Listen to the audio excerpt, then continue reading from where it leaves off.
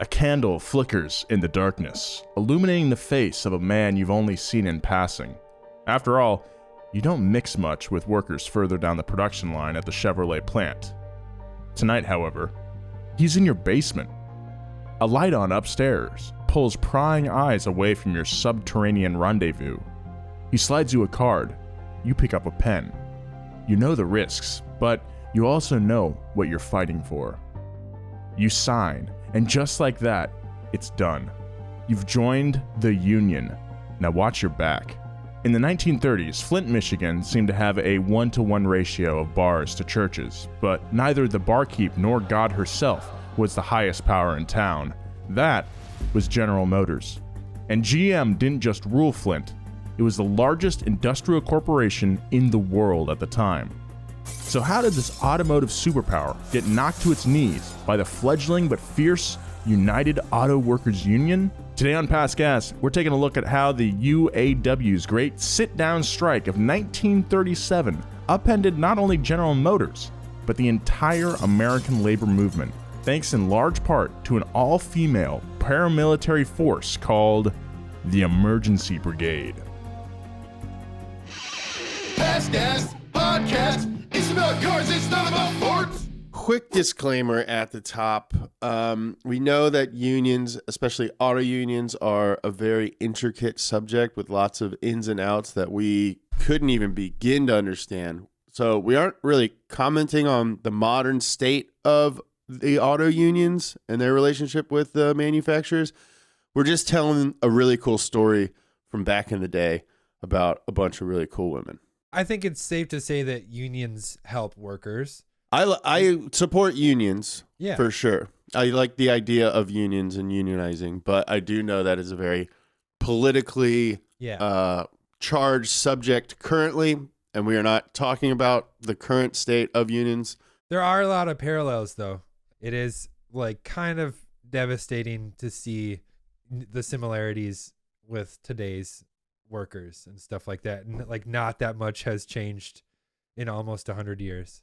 Then we'll let the listener decide on their own. It's almost as if the whole game is designed to keep workers at the bottom. Dude. What? Yeah. Anyway, today we're talking about the sit-down strike, of course, led by a ferocious gang of gals who got it done. You sound like the editor of the newspaper in the 1930s. A ferocious gang of gals. Oh, yeah. Got it done. They got it done. Welcome to Past Gas. My name is Nolan Sykes. I am your host, joined by the other hosts of the show, James Pumphrey. Toot toot. And Joe Weber. Let's keep it fired up. Oh, mixing of the catchphrases, huh? Keep Wink Wink Nation on their toes.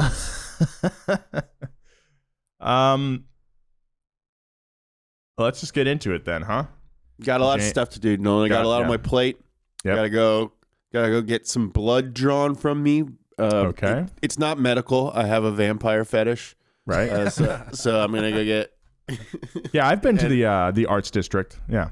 Yeah, my vampire's going out of town, so I gotta get my blood drawn. Oh my God. Eat an orange slice. And then I'm gonna go shoot up to speed for the first time in a month.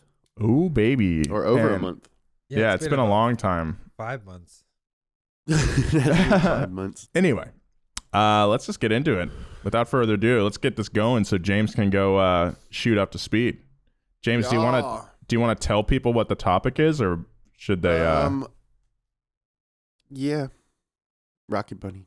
That's all we'll say. In the 1930s, workers at GM's manufacturing plants were seen and treated as cogs in a machine. I almost read cogs as dogs. Just saying. Just saying. I love my little pupper pals. Yeah, I do. They're great. Shout out to all our dog listeners out there, our dog daddies and mommies. Wait, so they kissed all the workers on the nose and gave them treats and made them shake? They get. I want to go work at this factory with Well, actually, quite the contrary, because work was endless and the factory conditions were appalling. Oh, that's less fun. Yeah. To increase production, foremen simply sped up the production lines, which led to frequent and devastating injuries on the factory floor. One former employee recalls arriving for her shift and finding the day girl's severed finger on the press that they shared. Oh my God. They didn't even clean up her station? Supposed to clean your station before you leave. I feel someone would be like, just scoop up that finger for me real quick. Yeah, I mean, I'd put whose it- I'd put it in responsibility my would that be? pocket. You know? Yeah. Just I mean, I would scoop it up just so I can get into her iPhone, if you know what I'm saying. Oh my God. Yeah, you're a real creep.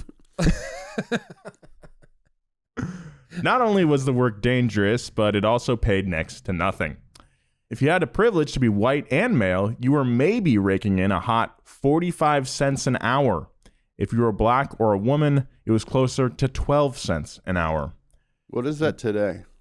Let's look that up on the old inflation calculator. Probably one of my most frequently visited websites is the BLS CPI inflation calculator from the Bureau of Labor Statistics. Let's see, 0.45 cents an hour in January of 19, we'll say 32. Why not? Calculate. That's $8.19 an hour back then. It's not great. It's just above minimum wage. So 45 cents is? yeah, and So then what's 12 12? cents is $2.19 an hour. It's not good. Man, Not good. that's not good. Really bad. Yeah, that's not finger losing money. In fact, that's definitely not finger losing money. The point is, $2.19 is an appalling amount of money to be working in a factory. So, besides the low pay, women also faced widespread sexual assault from their superiors.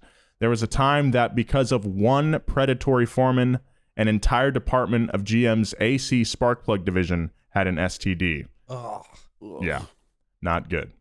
Factory workers at the time received no overtime, no holiday or sick pay, no pension, no social security, unemployment, or health care.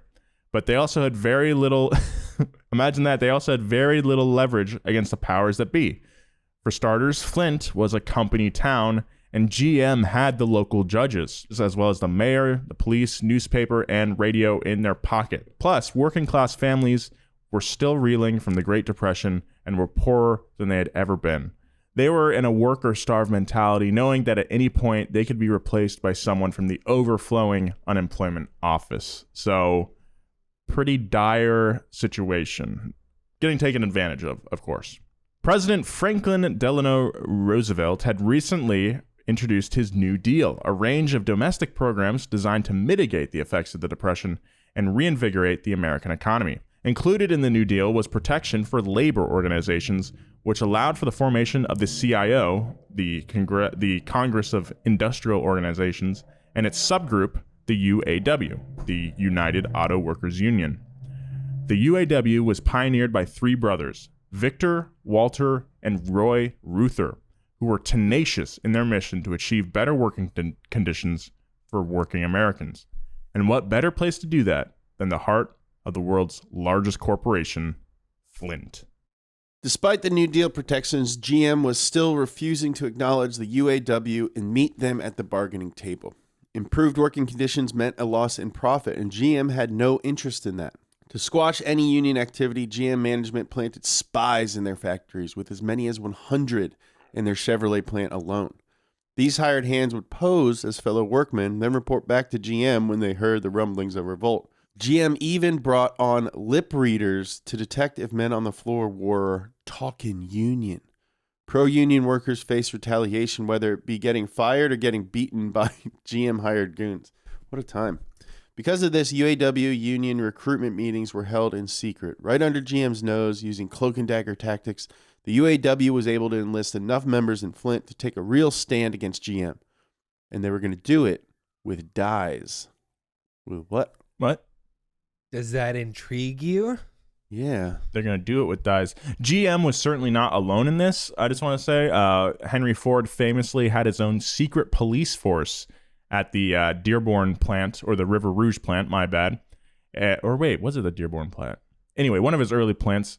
He had a secret police force, and they famously got into a battle with union organizers where they just beat the living out of people and journalists that were covering the story as well.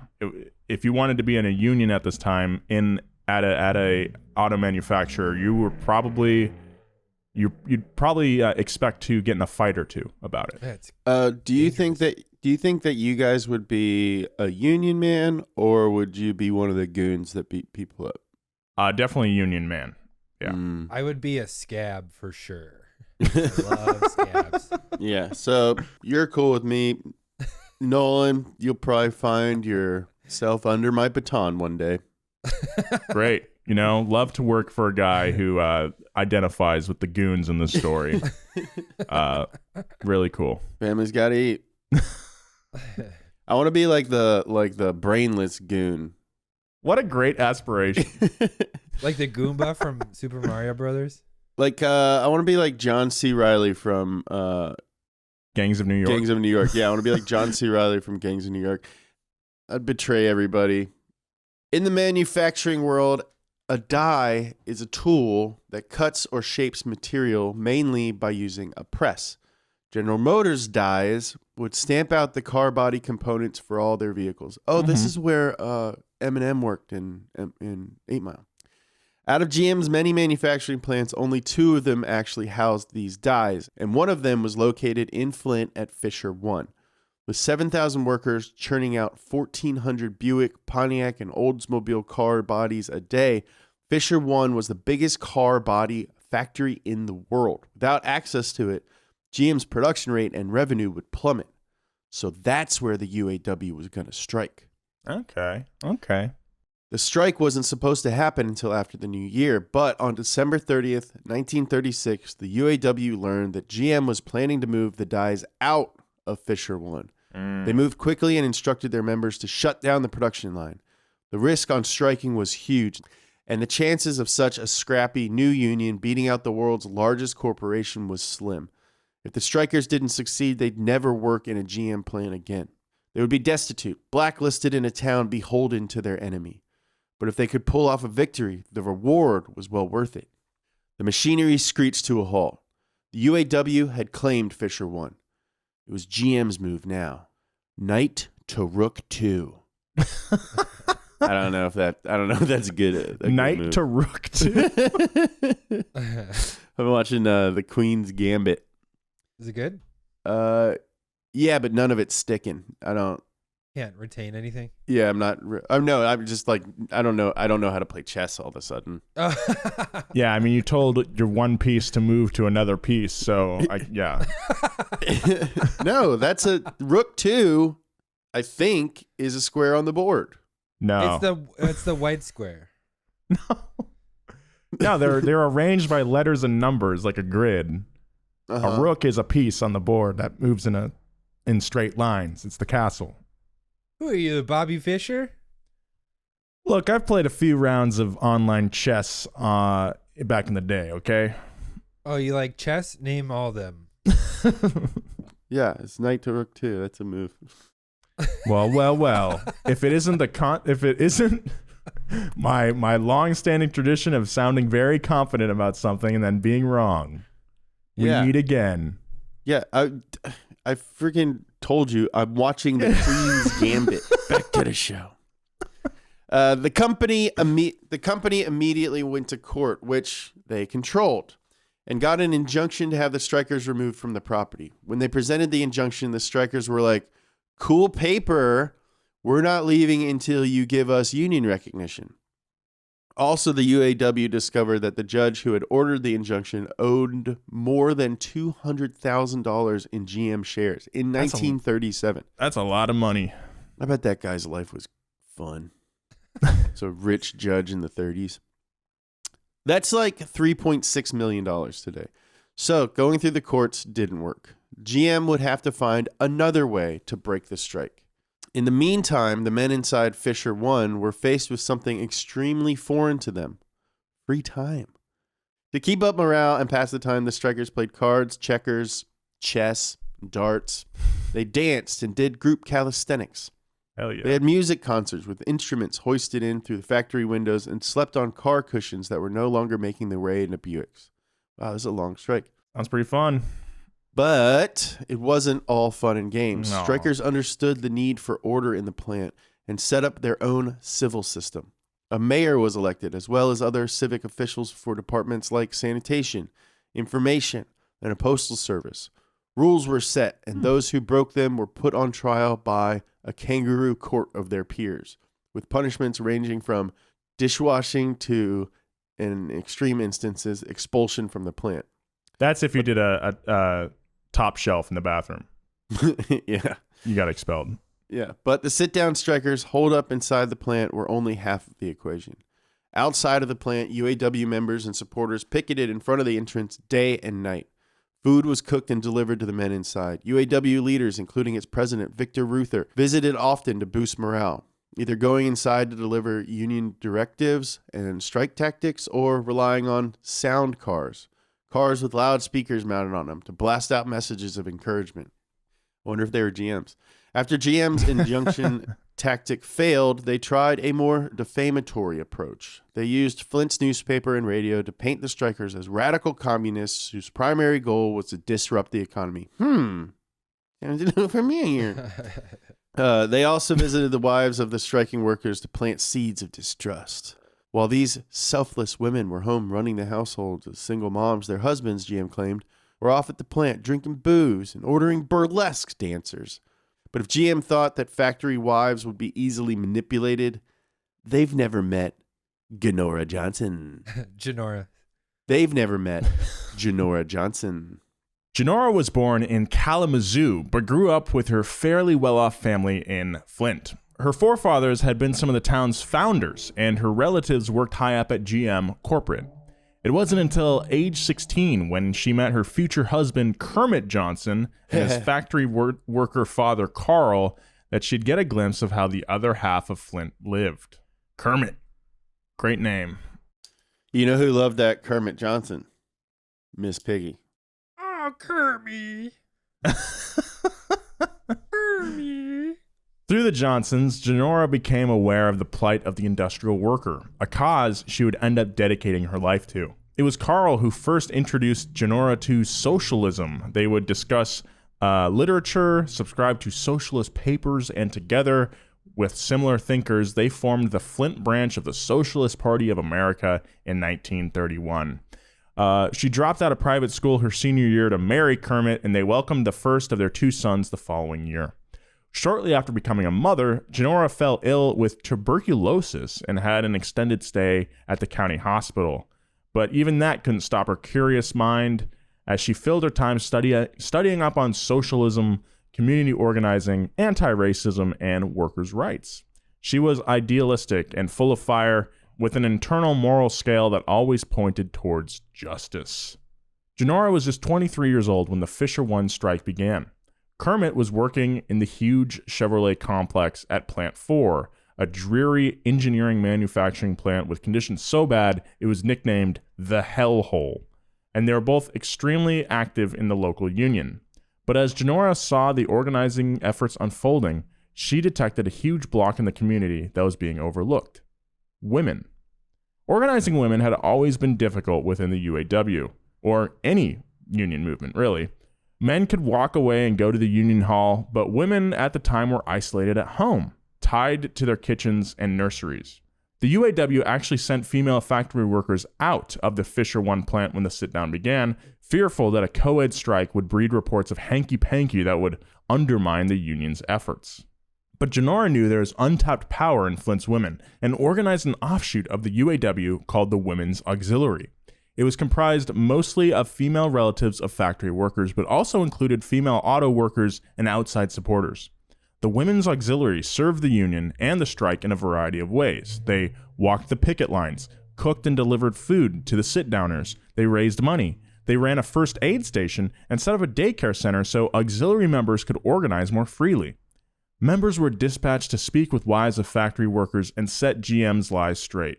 The Women's Auxiliary made striking a family affair when they organized the world's first ever children's picket line which gained national attention. With women in the fold, the movement was stronger than ever. I mean, I feel like getting kids to like make signs and stuff is a good activity.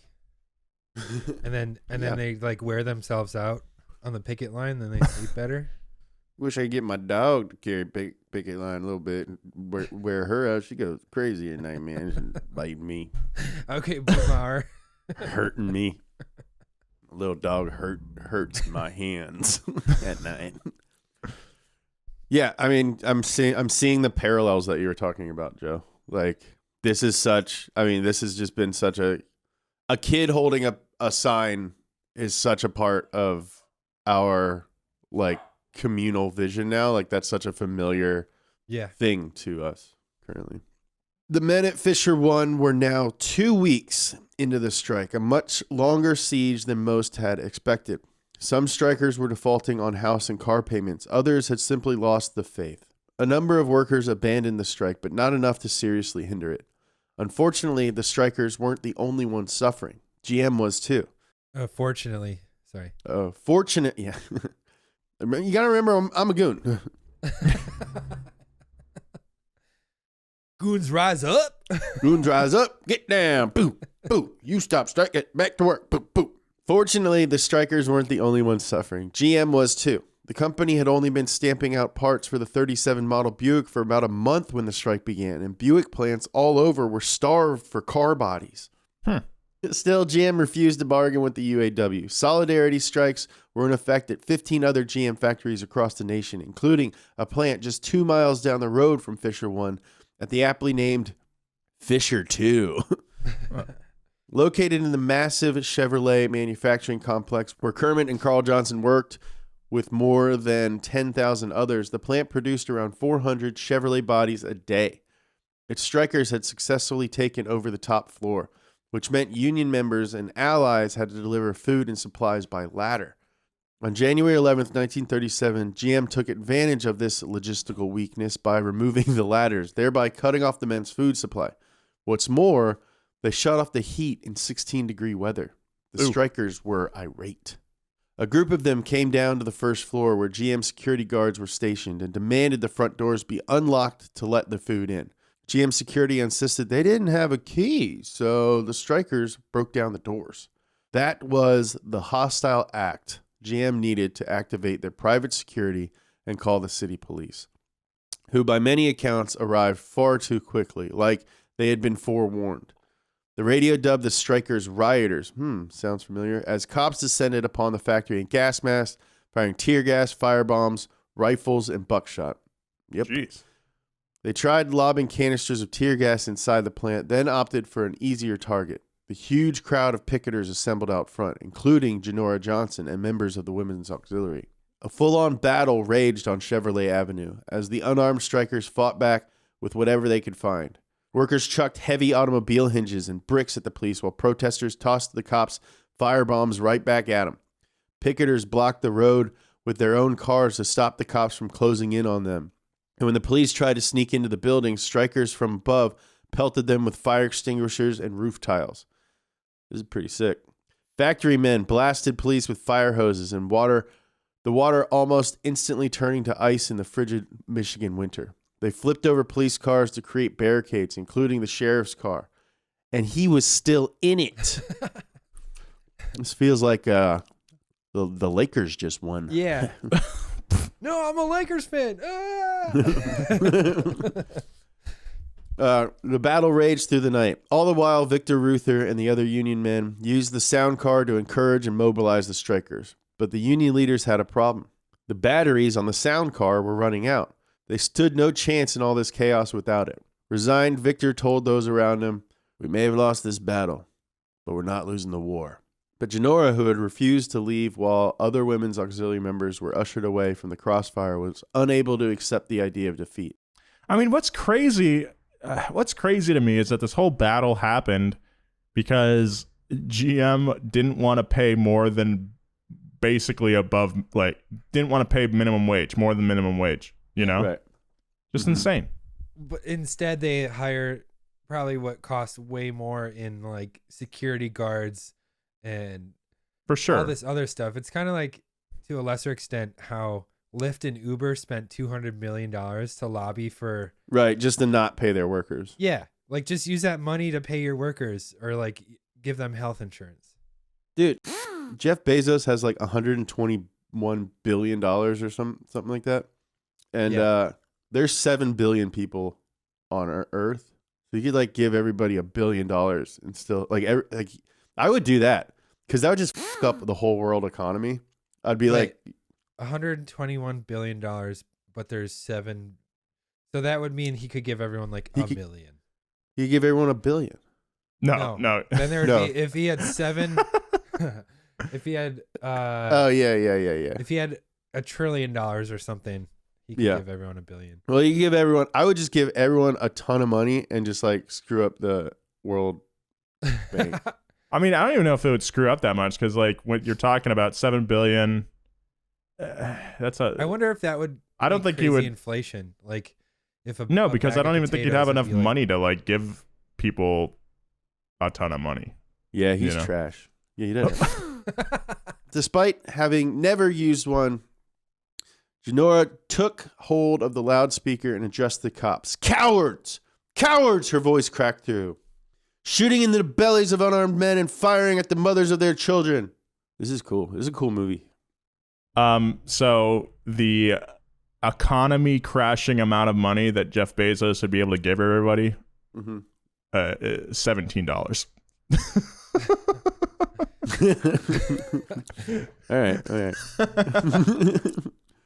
A hush fell over the battlefield, and the crowd of observers gathered beyond the police. Janora's voice was the first indication that there were women caught up in the melee, and the public was appalled. Janora rallied the women in the crowd, imploring them to break through the police lines and stand by their men, whether it be their husbands, brothers, uncles, or sweethearts. Oh. One woman stepped forward, then another, and soon a mass of spectators broke through the police lines. As they marched towards Janora's voice in the center of the action, police didn't dare shoot them in the back. Their hand was forced. The police retreated, and a huge roar of victory swept through the Union crowd. The battle had been won. Though 16 workers and 11 police officers had been injured, no lives were lost. Later, when asked about her rallying cry that night, Janora replied, "Your heart just comes out through your mouth." That night, the Unioners lit bonfires and sang songs of victory. They dubbed the evening's confrontation the Battle of Bull's Run, a tongue-in-cheek reference to the police having to flee. The bulls. Bullies! The battle formed solidarity across the movement with men, women, strikers, and picketers all in the fight together like never before. News of the Union's victory on Chevrolet Avenue quickly spread beyond Flint and boosted the morale of strikers all over the country. Awesome. Something tells me this ain't over yet, though. Yeah. You know? Because, I mean, through the script. Because we're 2/3 of the way through the script. Yeah. Yeah. I want to take this second to give a big thanks to Valvoline for sponsoring this episode of Past Gas. If you don't know, Valvoline is the original motor oil. They were patented way back in 1866. I mean, the first car wouldn't be invented for like another 20 years. That's how storied this company is. But the thing is, they've never stopped innovating. They actually made the first high mileage motor oil. They made the first synthetic blend oil, and they made the first racing oil. I mean, that's a lot of accolades. Let's talk about their advanced full synthetic oil. It's proven to maximize engine life. It has 40% better wear protection than industry standard, and it protects against the 4 major causes of engine breakdown. You got your wear, you got your friction, you got your heat, and you got your deposits. It's really good for stop and go driving, which is, what a lot of us do. 10 times better protection against heat. So you might be saying, oh, that's pretty great, but my car is really old. It's got a lot of miles. Well, don't worry, Valvoline's got an oil for you. Valvoline's full synthetic high mileage oil is proven to maximize engine life after 75,000 miles. That's kind of when stuff starts to go wrong.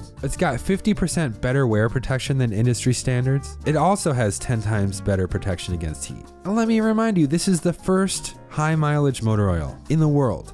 Plus, Valvoline is the only oil company with a dedicated engine lab where they run tests constantly to give you the best product they possibly can, right in their own facility. This allows scientists at the lab to keep innovating and keep making things better, and all of that comes down to you as a consumer. Well, you might be saying, I don't trust you, Joe. I've never seen you drive on camera. Well, maybe you've seen other Valvoline-sponsored athletes, like our friend Chris Forsberg, or frickin' Jimmy Johnson, Chase Elliott, Mark Martin, Mario Andretti. Does that ring a bell? They're all Valvoline drivers. They all use Valvoline. Daryl Waltrip? Daryl Cartrip from Cars? You know, they made a human out of him. He's not just a talking car anymore. Jeff Gordon? We use Valvoline in our engines because we trust it, and we love Valvoline. Thank you, Valvoline.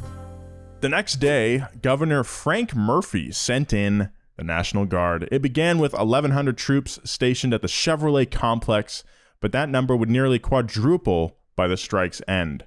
Governor Murphy was not beholden to GM in the way that the local government was.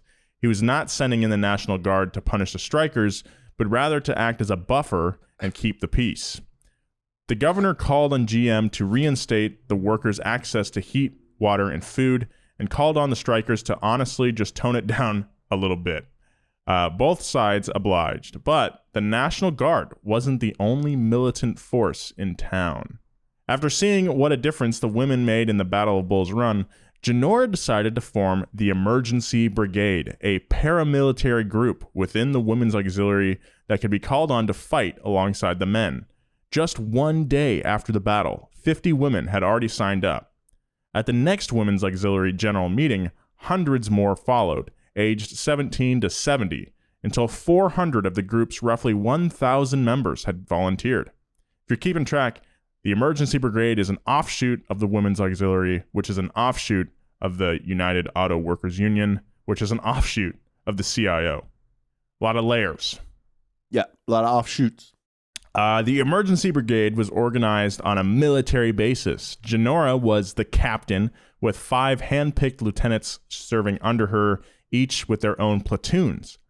3 of these lieutenants were female factory workers, including Genora's 2 right-hand women, Ruth Pitts and Teeter Walker. Teeter's a cool name. The brigade armed themselves with large wooden clubs, though some carried secret weapons on wristlets that they could flick out from under their coats in an instant, like they're freaking in Assassin's Creed or something. Like Gambit. Like Gambit. Yeah, they had... I don't even know if that's accurate, but it's funny as hell, Joe. Their uniform consisted of a red beret and red armbands with an EB sewn by members of the Women's Auxiliary. At the time, they didn't realize that an all-women paramilitary group like this had never been organized in the United States. According to Genora, quote, "We didn't know we were making history, and we didn't have time to think about it." That's the right attitude. That's super cool. Mm-hmm. The Emergency Brigade landed on the front page of the New York Times, and people all over the world took note of Genora Johnson, who is dubbed the Joan of Arc of organized labor. Women in nearby cities saw what a difference they could make and formed their own emergency brigades. The Detroit Brigade wore green berets and armbands, Lansing, Michigan wore blue, and Pontiac wore orange. Bad. That's tight. And then they all get together like Power Rangers. A month into the strike, the UAW had forged widespread unity among the working class and proven that they were a force to be reckoned with. But GM was still refusing to consider negotiations as long as a sit-down strike was in effect. The UAW needed to shake things up and hit GM where it hurt. They held Fisher too, but they're hoping to secure another plant within the Chevrolet complex and set their sights on Plant 4, the Hellhole. Ooh, where do you work? The hellhole. No, it's not that bad. There's fire and everyone's hot all the time. And It's like a Greenland, Iceland thing. The hellhole is actually pretty nice. It's a pretty nice hole. It's more like the heaven hole. But you don't go to the heaven hole because the heaven hole is actually a hellhole. Secret battle plans were made to capture the hellhole, drafted up by none other than Kermit Johnson. But Walter Reuther and other union leaders pushed back, deeming Plant 4, the factory in which all domestic Chevy engines were made, was too big of an objective. 2,000 men worked here, each shift, and it was well protected by armed GM security. It was an enormous gamble. Flint was the life source for the national strike movement. Losing here meant losing the entire war. But successfully taking Plant 4 could force GM's hand and earn the UAW a seat at the bargaining table. Kermit and Genora pushed and pushed until the other leaders relented. The sit-down would happen on February 1st at the change of shift. They would take Plant 4. Dude, they've been doing this for like a month. Yeah. The day before the takeover, a carefully selected group of unwitting union members were told about the plan, but one key detail was altered. This group, which was known to contain a GM informer, was told that the sit-down would happen at Plant 9, a much smaller plant at the far end of the complex near the administrative buildings. The next day, Kermit's plan unfolded just as he had hoped. The informer snitched to GM, who readied city police and moved corporate security from all over the complex to Plant 9. Strike breakers and gas masks armed with clubs filled the adjacent buildings, ready to attack. As soon as the men in Plant 9 initiated the sit-down, city and corporate police converged. The two sides clashed with workers defending themselves with small car parts. Hell yeah. The diversionary battle had begun. 5 minutes after the shift change, union operatives across the complex in Plant 4 snapped into action. Worker Theo Robinson recalls pulling switches to shut the machines down as his foreman scurried alongside him, screaming that he's fired. Brothers Ed and Henry Lean marched into superintendent's office and asked him to leave. When he refused, they threw him out. Dang. We get That's all I have to offer is dang. Yeah, I want that's like Timothy Chalamet and Harry Styles play those guys. Yeah, we get like two of the most recognizable and expensive talent in the industry for like a bit part. Yeah. We pump up. I mean, we're going to have to combine some characters here, Nolan. All right? Fair enough. So those guys are going to have a much bigger part. And then they do like a musical bit at the end. Then they kiss. Genora and the emergency brigade had joined the fray over at Plant 9, though Genora was the only one who knew the real plan. Her goal was to keep the police busy at Plant 9 as long as possible so the Union could secure Plant 4. But things got out of hand when the police unleashed tear gas inside of Plant 9. One worker smashed open a window, gasping for air. The emergency brigade swiftly used their clubs to knock out the factory windows and get the men inside some air. But too many workers needed medical attention to continue the fight. Despite Union members trying to keep things stirred up using the sound car, the battle was winding down. GM thought they'd gained the upper hand, but they had no idea. As the fighting dissipated, Genora led her 5 lieutenants around the corner and told them the real objective, Plant 4. The group of women casually ambled so as not to draw attention. We're just going to amble over there. We're just going to saunter over there. We're not doing nothing. We're just going to amble over there. Ambling. Oh, nothing to see over here. Just some women ambling. Don't mind our matching berets and armbands. They ambled a quarter mile to the hellhole to check on the progress of the occupation. When they arrived, they found the Union men struggling. Sit-downers were fighting with scabs. Joe, you scab. Oh, my people. And sit-downers were fighting with scabs and foremen in a mess of fistfights and chaos. The strikers had managed to get control of the front gate, which they entrusted to Genora and her lieutenants. Hold that gate, They pleaded. don't let the police come through here. Genora sent one lieutenant back to Plant 9 to rally the brigade, while she and the remaining 4 women linked arms and formed a human chain across the entry gate. Moments later, the police arrived. They told the women to move, but they wouldn't budge. Genora and the others tried reasoning with the police, many of whom had relatives who worked in the factories. It didn't matter if they could convince them to see their side. It was a matter of distraction. Every second the women could keep the police occupied was another chance for the men inside to secure the plant. But they couldn't hold them off for much longer. The police, frustrated with the women's obstruction, started pushing them around, and just when all hope seemed to be lost, they heard it. The Union anthem, Solidarity Forever, wafting in as the emergency brigade and the Red Berets, American flag flying high, crested the top of Chevrolet Avenue. The police faltered. The brigade marched in. The Union men arrived with their sound car, and Genora climbed in to mobilize their troops. I want to give a big shout out to BetterHelp for sponsoring this episode of Past Gas. What prevents you from being happy? This is not a rhetorical question. I want you to actually think about it. I got another question. What's preventing you from achieving your goals? I mean, for me, it's just a little thing I like to call the crushing weight of the world.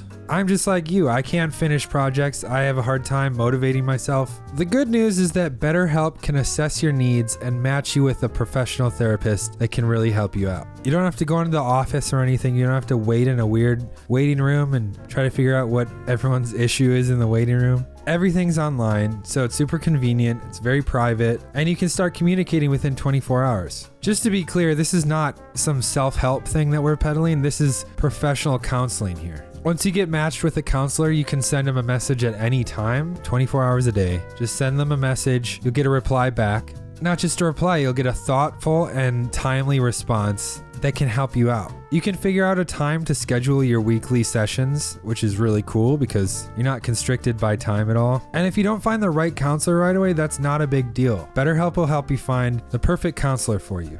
And financial aid is available. That's huge. This service is available worldwide, so you don't have to worry about time zones, stuff like that. And there's a broad range of expertise in every area, from like anger to family conflicts to anxiety to relationships.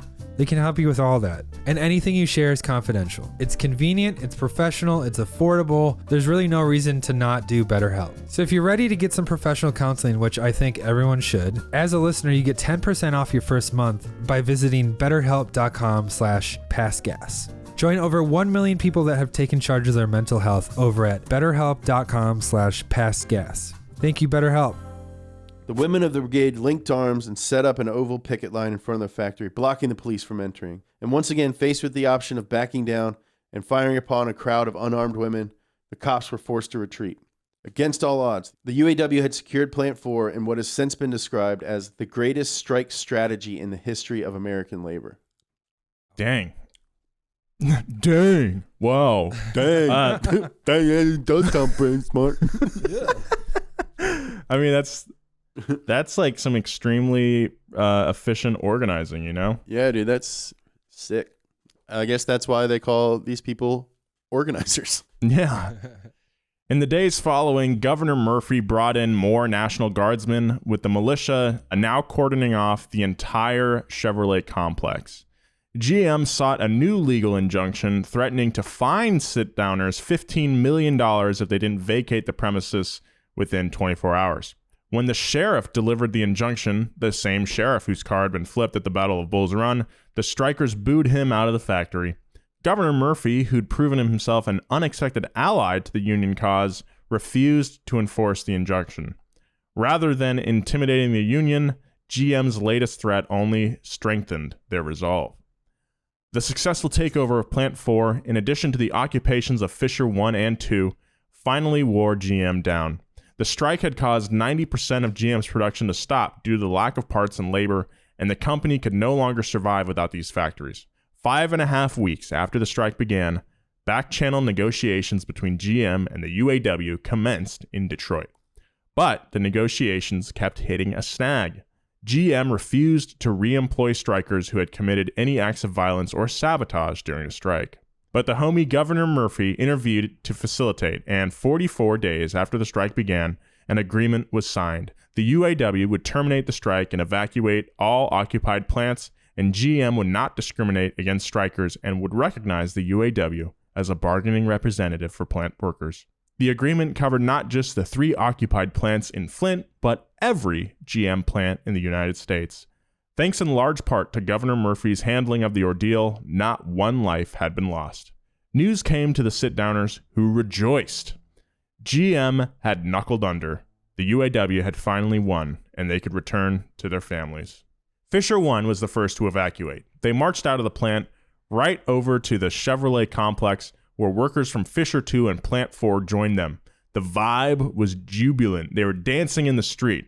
A "Victory is Ours" banner hung in the factory windows. Roy Ruther likened it to a country experiencing independence. Quote, "It was a sea of humanity," he said, "in which fears were no longer in the minds of the workers."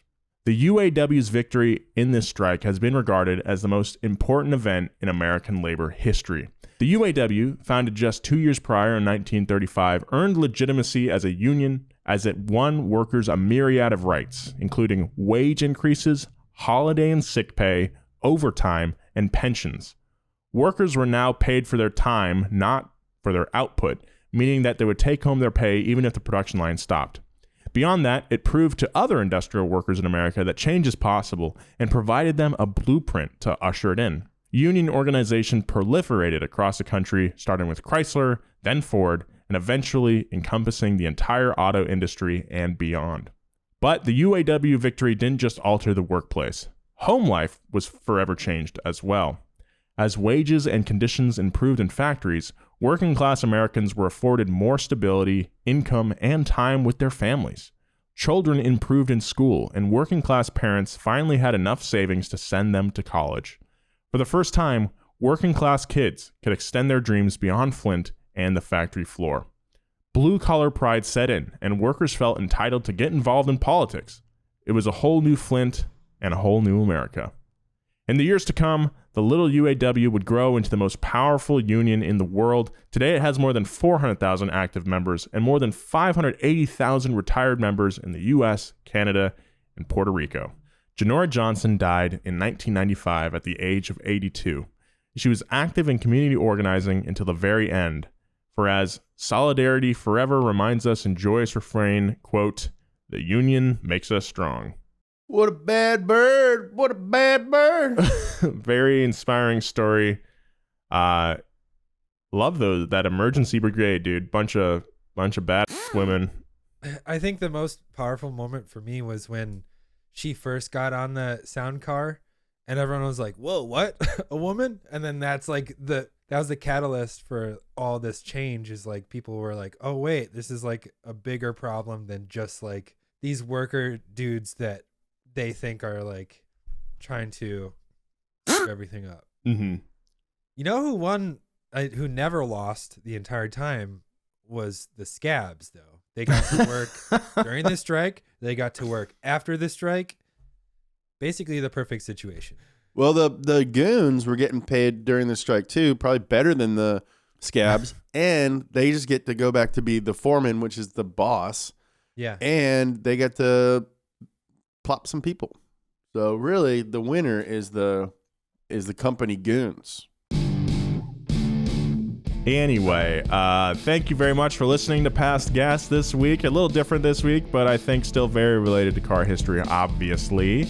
A lot of parallels to what's going on today. And the people at the top do such a good job of distracting us from the fact that we're the worker, and the worker, like workers' rights is what we're talking about.